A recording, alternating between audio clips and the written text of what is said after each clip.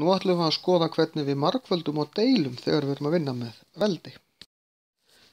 Þegar við erum með 5 í öðru veldi, það þýðir í raun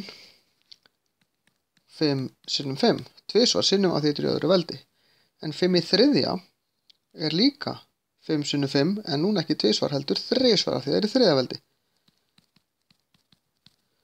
Og þá erum við komin með, hérna er annað veldið, 5 í öðru, hérna er 5 í þriðja, sinnum á milli, þetta er bara 5 sinnum 5 sinnum 5 sinnum 5 og þetta er semst 5 í 5.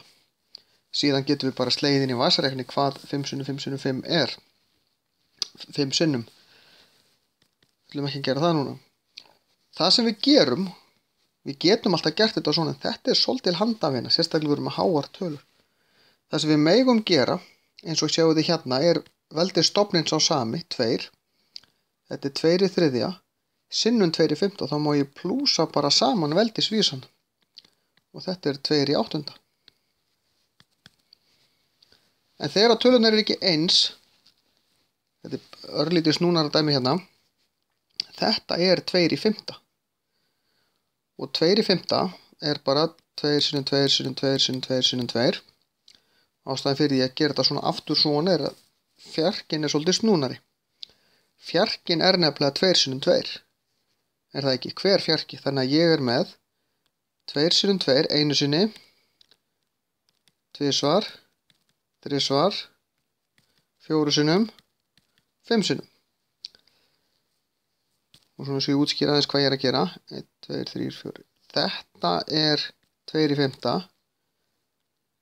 Þetta er 4, 4, 4, 4 og svo síðasti 5. fjarkinn hérna niðri. Þannig að 4 í 5. veldi er 2 í 1, 2, 3, 4, 5, 6, 7, 8, 9, 10. Og nú þarf ég bara að telja. Ég var komin í 10, sem sagt 1, 2, 3, 4, 5, 6, 7, 8, 9, 10, 11, 12, 13, 14, 15. Þetta er 2 í 15. veldi. Gerir þetta pínus núna þegar þetta er ekki sömu tölur. Deilingin virkar nákvæmlega eins. Það var auðvelt að sýna þetta út frá 10.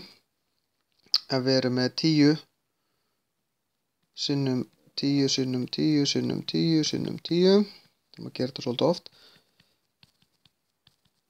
Hvað er konum mörg? 1, 2, 3, 4, 5, 6, 7, 8, 9, 10, 11, 12, setjum eitt hérna fyrir framann. Svo ég verið með 8 fyrir innan, 10 sinnum, 10 sinnum, 10 sinnum, 10 4 sinnum, 5 sinnum, 6 sinnum, 8 sinnum. Og þegar ég er með svona bara margföldun í svona stóru ykkur delingadæmi, þá má ég stytta út eina 10 móti 1 í 10. Af því að 10 deilt með 10 er 1. 1 breytir engu hvorki margföldun í delingu. 1 á móti 1, 1 á móti 1, 1 á móti 1, 1 á móti 1. Svona held ég bara áfram. Og svo tel ég. Hvað eru mörg 10 eftir? 1, 2, 3, 4. Þetta er 10 í 4. En þeir sem eru talnaglöggir, þeir átta sig á að ég væri í raun bara að draga fjölda 10 frá fjölda 10 fyrir ofan.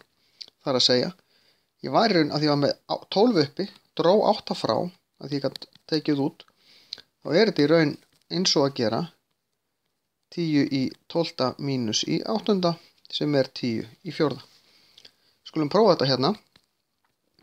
5 í 12 mínus í 11 er 5 í 1. Við skrifum aldrei fyrsta veldi, þetta er bara 5. 5 í fyrsta veldi er bara 5. 9 í þriðja er, má ég sjá, hérna er nú vitlaus í þessu hjá mér. Þetta á að vera 3 í 7. hérna undir. Gengur ekkert að hafa þetta 6. 9 í þriðja er eins og við vorum að skoða á það muniði.